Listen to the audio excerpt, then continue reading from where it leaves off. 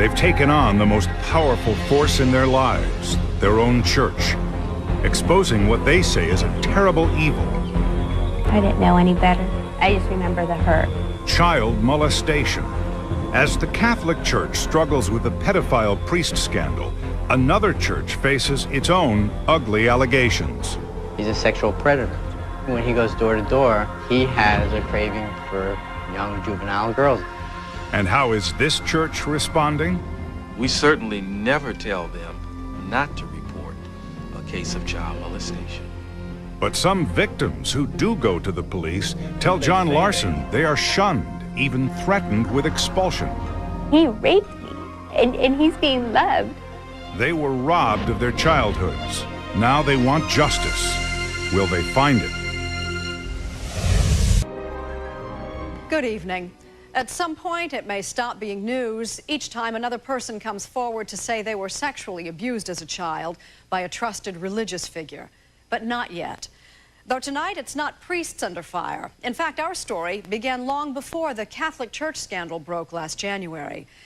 The scenario of alleged abuse is much the same, but the consequences of coming forward for people whose faith was the center of their lives would be harsh and profound. Here's John Larson.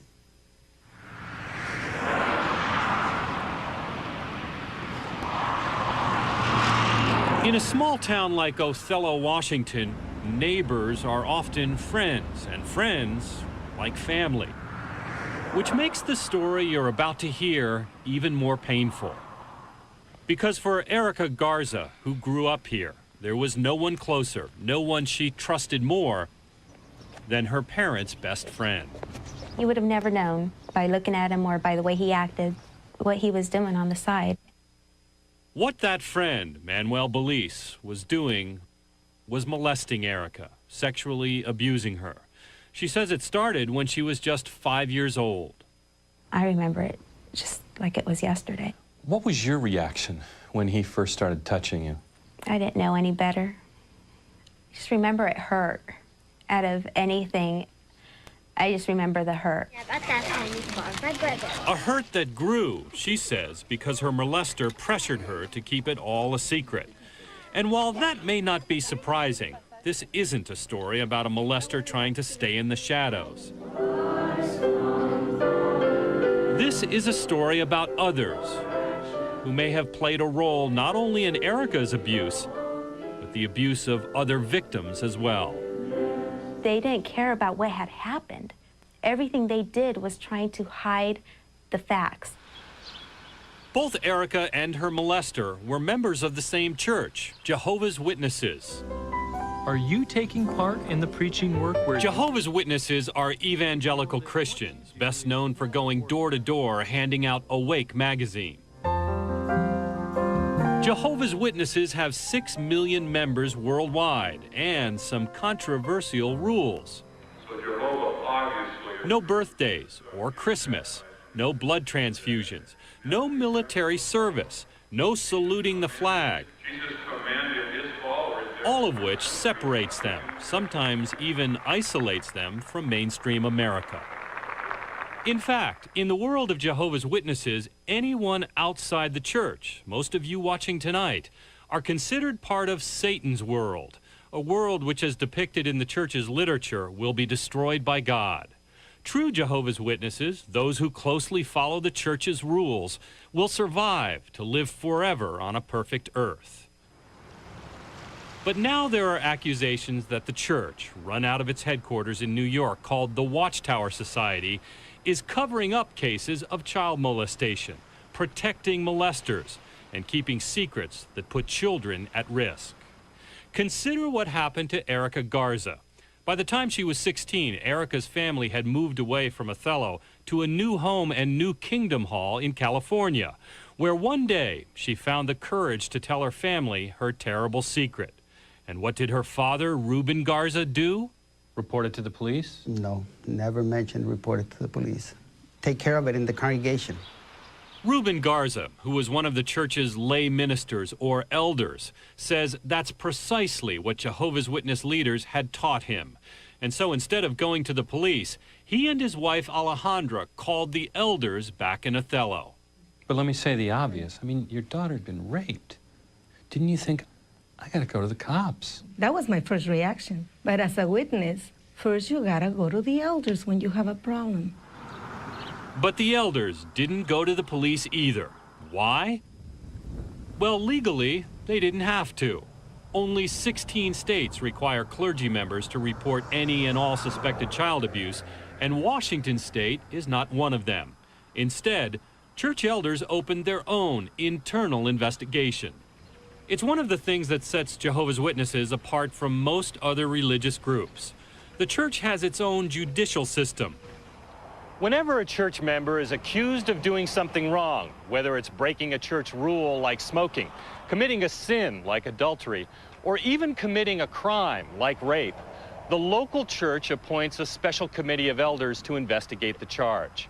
Now, if the accused is found guilty, they can be reprimanded or, in worst cases, kicked out of the church, disfellowshipped, potentially cut off from their friends and family, losing their chance, they believe, at everlasting life. For a Jehovah's Witness, there can be no greater punishment. You did your best, baby. Erica Garza expected her molester would, at the very least, be disfellowshipped. But after 5 months of waiting for the church in Othello to act, she got angry and did the unthinkable. So I called my elders and I said, look, I'm taking it to the police. What did they say? Don't, or else. Or else what? That's what I said. I said, or else what? And he said, just don't. I said, what, I'll be disfellowshipped? If I take it to the police, is that what's gonna happen to me? And he said, yes, you will be disfellowshipped. And I was just like, what? You're gonna disfellowship me for being raped, yet the guy who raped me is still a Jehovah's Witness? And they said, don't take it to the police. You will be condemned by God. It was October 1996, and Erica says she finally decided whatever the penalty, she had to go to the police. Following an investigation, Manuel Belize was charged with molestation and rape. And the church? Erica says her California Kingdom Hall not only shunned her, but shunned her family as well. What happened? Was removed as an elder. So they kicked you out? Yes, they did. Erica felt abused, abandoned by her church, and alone. But what she couldn't have known was that it would be 4 more years before another Jehovah's Witness.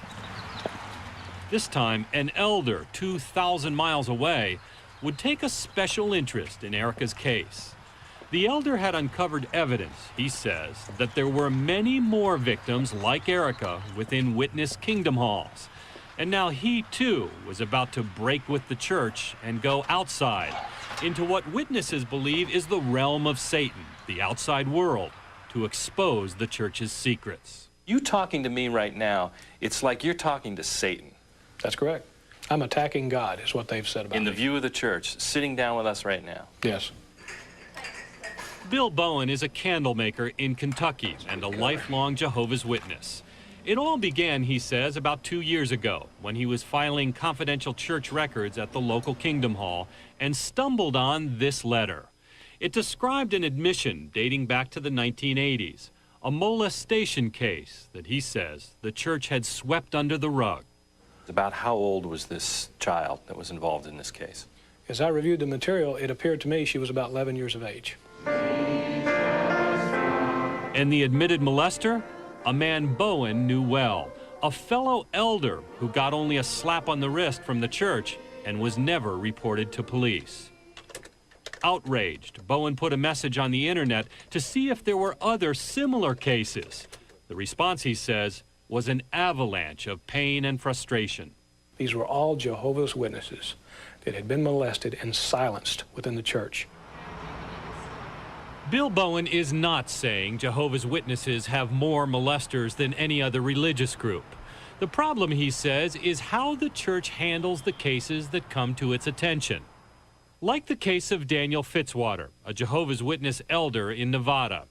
Bowen discovered that according to the church's own internal records, church officials knew of 17 girls who had accused Fitzwater of molesting them. But police say the church never passed that information on to them.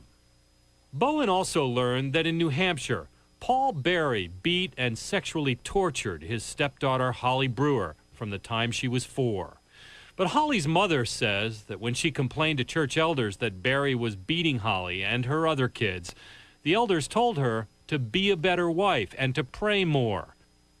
She also says they never informed police as required by state law. The church denies that, saying she never told them of the abuse.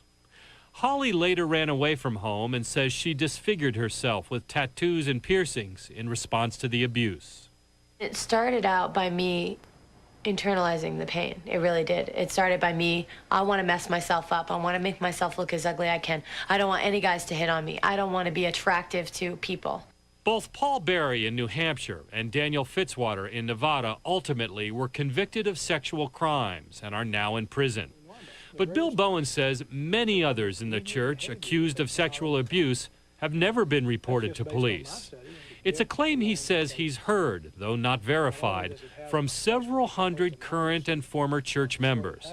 His conclusion? Disturbing, to say the least. It's a pedophile paradise within the organization. I believe that. What's the danger that you've been consumed by this to the point that you've blown it all out of proportion? I mean, pedophile paradise? Come on. I believe it with all my heart. There is a massive problem in the organization. But Bill Bowen is just one man.